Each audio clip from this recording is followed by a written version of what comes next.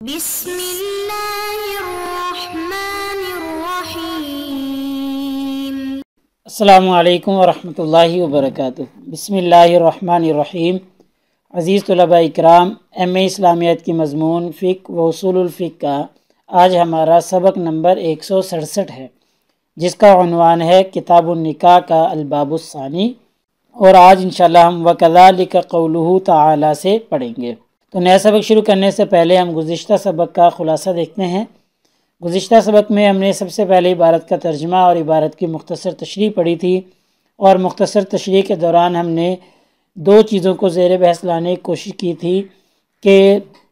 فقہا کا ولایت کے شرط ہونے اور عدم شرط ہونے کے بارے میں جو اختلاف ہے، اس اختلاف کے دلائل ہم نے پیش کیے تھے۔ تو فریقین میں سے پہلے ہم نے ان فقہا کی دلیل دیکھی جو کہتے ہیں کہ ولایت شرط ہے، ان کی دلیل پر ہم نے تبصرہ کیا تھا، اور انہوں نے حضرت عائشہ رضی اللہ تعالیٰ عنہ والی روایت پیش کی تھی کہ نبی کریم صلی اللہ علیہ وسلم نے فرمایا کہ جو عورت بغیر ولی کی اجازت کے نکاح کر لے تو آپ صلی اللہ علیہ وسلم نے فرمایا فَنِكَاحُهَا بَاطِلٌ 3 مرات، 3 مرتبہ فرمایا۔ پھر ہم نے ان فقہا کے دلائل دیکھے تھے جو کہتے ہیں کہ ولایت شرط نہیں ہے، یعنی نکاح کے لیے ولایت شرط نہیں ہے، بغیر ولی کی اجازت کے بھی نکاح ہو جاتا ہے۔ تو اس پر ہم نے ایک دلیل قرآن مجید سے اور ایک دلیل حدیث مبارکہ حدیث ابن عباس رضی اللہ تعالی عنہما پیش کی۔ تو انشاءاللہ آج کے اس سبق میں ہم سب سے پہلے عبارت کا ترجمہ اور عبارت کی مختصر تشریح دیکھیں گے، اور مختصر تشریح کے دوران آیت مبارکہ کی تشریح کی جائے گی۔ آیت مبارکہ ہے وَلَا تُنْكِحُوا الْمُشْرِكِينَ حَتَّى يُؤْمِنُوا۔ اس آیت مبارکہ کی وضاحت انشاءاللہ مصنف آج کے سبق میں، آج کی اس عبارت میں کریں گے، اور اس کے بعد سوال و جواب کے صورت میں مصنف اس آیت مبارکہ کی تشریح کریں گے۔ تو چلیے دیکھتے ہیں، یہ آج کی ہماری عبارت ہے وَكَذَلِكَ قَوْلُهُ تعالی، اسی طرح اللہ تعالیٰ کا فرمان ہے وَلَا تُنْكِحُوا الْمُشْرِكِينَ حَتَّى يُؤْمِنُوا، کہ مشرکین کا نکاح نہ کرو یہاں تک کہ وہ مومن ہو جائیں، یعنی مشرکین کے ساتھ نکاح نہ کیا جائے حتیٰ کہ وہ مومن ہو جائیں۔ ہوا ان یکون خطابا لأولی الامر من المسلمین، یہ خطاب ہے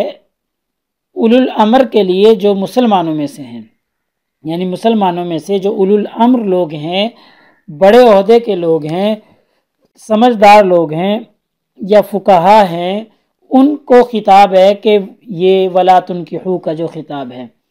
اولی جمیع المسلمین، یا یہ تمام مسلمانوں کو خطاب ہے، یعنی کس کو خطاب ہے؟ یہ اولو الامر کو خطاب ہے یا یہ صرف تمام مسلمانوں کو خطاب ہے؟ احرى منہ ان یکون خطابا للاولیاء، یہ اولو الامر یہ تمام مسلمانوں کو خطاب ہونا یہ زیادہ بہتر ہے کہ اس آیت مبارکہ سے مراد لیا جائے کہ یہ خطاب اولیاء کے لیے، کہ اس میں اولیاء سے خطاب ماننے کی بجائے زیادہ مناسب یہ معلوم ہوتا ہے کہ اولو الامر یا تمام مسلمانوں کو یہ خطاب ہے، ٹھیک ہے؟ یعنی یہ اولیاء کو خطاب نہیں، بلکہ یا تو اولو الامر کو خطاب ہے یا یہ تمام مسلمانوں کو خطاب ہے۔ یہ زیادہ بہتر ہے اس کا معنی مراد لینا اس سے کہ اس کو ہم کہیں کہ جی یہ اولیاء کو خطاب۔ وبالجملۃ فهو متردد بین ان یکون خطابا للاولیاء، اور حاصل کلام یہ ہے کہ یہ جو جملہ ہے، یہ جو خطاب ہے، یہ تردد ہے اس میں کہ یہ خطاب للاولیاء ہے، یعنی اولیاء کو خطاب ہے، اولی اولی الامر، یا یہ اولو الامر کو خطاب، ٹھیک ہے؟ اس میں یہ تردد پایا جاتا ہے کہ یہ اولیاء کو خطاب کیا جا رہا ہے ولا تنکحوا کا، یا یہ اولو الامر کو خطاب کیا جا رہا ہے، کس کو ہے؟ اس میں تردد ہے۔ فمن احتج بهذه الآیۃ فعلیہ البیان، تو وہ فقہا جو اس سے دلیل پکڑتے ہیں کہ خطاب جو ہے یہ اولیاء کو ہے، تو فعلیہ البیان، تو ان پر اس کی وضاحت کرنا لازم ہے، انہ اظہر فی خطاب الاولیاء منہ فی اولی الامر، کہ یہ اولو الامر کے مقابلے میں اولیاء کو خطاب ہونے میں کیسے زیادہ واضح اور زیادہ ظاہر ہے، اس کی وضاحت کرنا ان کے ذمہ ہے، ان کے لیے لازم ہے۔ تو جو فقہا اس کو اولیاء کے لیے خطاب مانتے ہیں وہ اس کی وہ وضاحت کریں، ان سے مطالبہ ہے اس چیز کی وضاحت کرنے کا۔ تو فإن قیل، اگر وہ اس کی وضاحت اس طریقے سے کریں یا وہ یہ کہیں کہ ان ھذا عام، کہ یہ عام ہے آیت مبارکہ، اس میں اولو الامر تمام مسلمان اور اولیاء سب کو یہ عام ہے، سارے اس میں شامل ہیں۔ تو والعام یشمل ذوی الامر والاولیاء، تو جب عام ہے تو عام میں تو پھر ذوی الامر یعنی اولو الامر اور اولیاء یہ تمام کے تمام شامل ہو جائیں گے، ٹھیک ہے۔ تو جب تمام کے تمام شامل ہو جائیں گے تو پھر صرف اولیاء تو باقی نہ رہے نا، پھر تو سب ہو گئے، تو یہ بھی ان کی وضاحت درست نہیں ہوگی۔ قیلا، اور اگر وہ یہ کہیں کہ ان ھذا الخطاب انما هو خطاب بالمنع،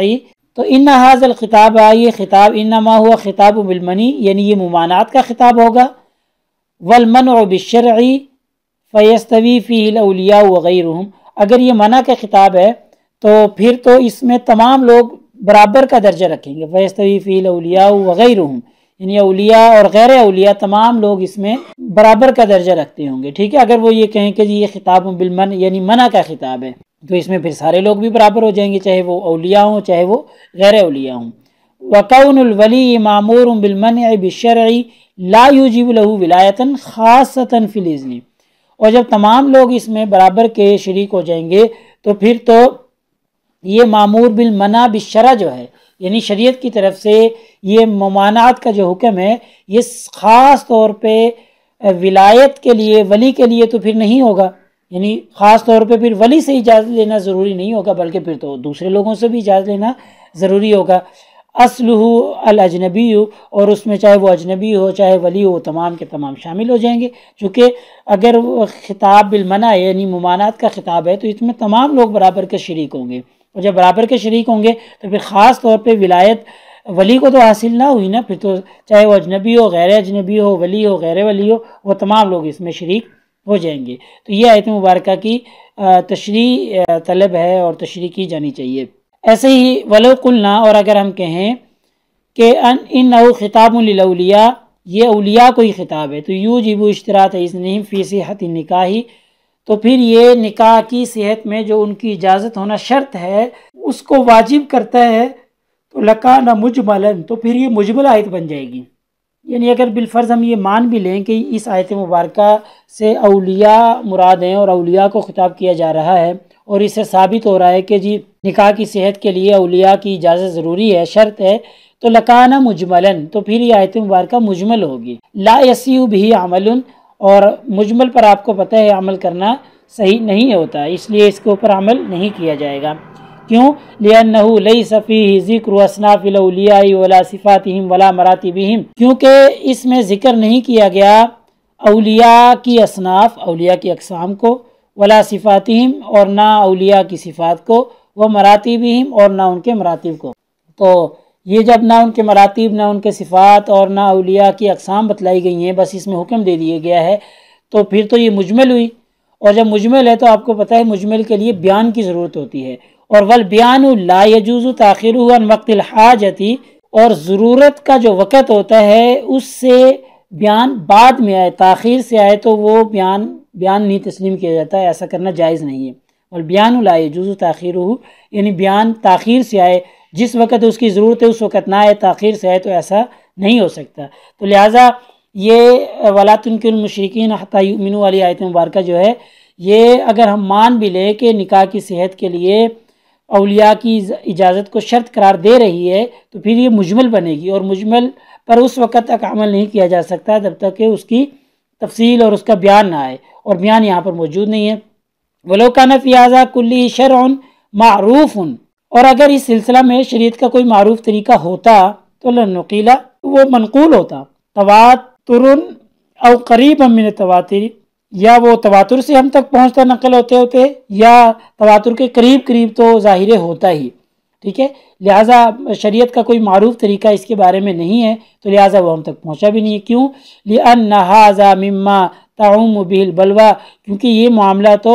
عموم بلوہ سے ہے، عام طور پہ لوگوں کو پیش آنے والا ہے۔ عموم بلوہ اسی کو کہتے ہیں نا جو عام طور پہ لوگوں کو پیش آتا رہتا ہے، تو عموم بلوہ کی چیز ہے، اور شریعت کا اس کے بارے میں کوئی معروف طریقہ ہم تک نقل نہیں ہوا، تو اس کا مطلب ہے وہ ہے ہی نہیں ہے۔ تو معلوم انہ کان فی المدینۃ، اور آپ کو معلوم ہے کہ مدینہ یعنی شہر کے اندر، مدینہ منورہ کے اندر، من لا ولی لہ، بہت سے لوگ ایسے تھے کہ جن کا کوئی ولی نہیں تھا، ولم ینقل عنہ، اور نبی کریم صلی اللہ علیہ وسلم سے منقول نہیں ہے کہ انہ کان یعقد انکحتہم، کہ آپ صلی اللہ علیہ وسلم نے ان کا نکاح کروایا ہو، آپ ان کے ولی بنے ہو، ایسا کہیں بھی نہیں ملتا ہمیں۔ ولا ينسب لذلك من يعقدها، اور یہ بھی نہیں ہے کہ نبی کریم صلی اللہ علیہ وسلم نے کسی کو مامور کیا ہو کہ جی فلاں کا نکاح کروا دو، تم ولی بن جاؤ، ایسا بھی ہمیں نہیں ملتا۔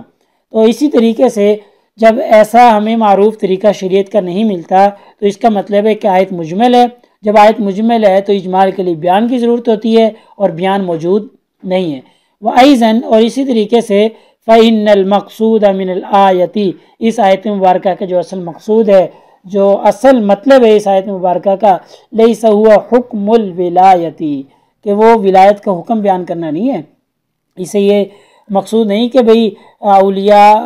کی اجازت ضروری ہے نکاح کے لیے، آیت کا مقصود یہ حکم بیان کرنا نہیں ہے۔ انما المقصود منہا، اس کا اصل مقصود تو ہے کہ تحریم نکاح المشرکین والمشرکات، کہ مشرک لوگوں کا، مشرک مردوں کا، والمشرکات اور مشرکہ عورتوں کا نکاح کروانا حرام ہے، یہ بتلانا مقصود ہے آیت مبارکہ کا، وَلَا تُنكِحُوا الْمُشْرِكِينَ حَتَّىٰ يُؤْمِنُوا کا، ٹھیک ہے۔ اور جو مقصود وہ فقہا نکال رہے ہیں ولایت والا کہ جی ولایت شرط ہے نکاح کے لیے، وہ اس کا مقصود آیت مبارکہ کا نہیں ہے۔ وَهَذَا ظَاهِرٌ، اور یہی ظاہری مفہوم بنتا ہے اس کا، واللہ اعلم بالصواب، اور اللہ تعالیٰ ہی زیادہ بہتر جانتے ہیں۔ تو لہٰذا آج کی ہماری سبق کا خلاصہ نکلا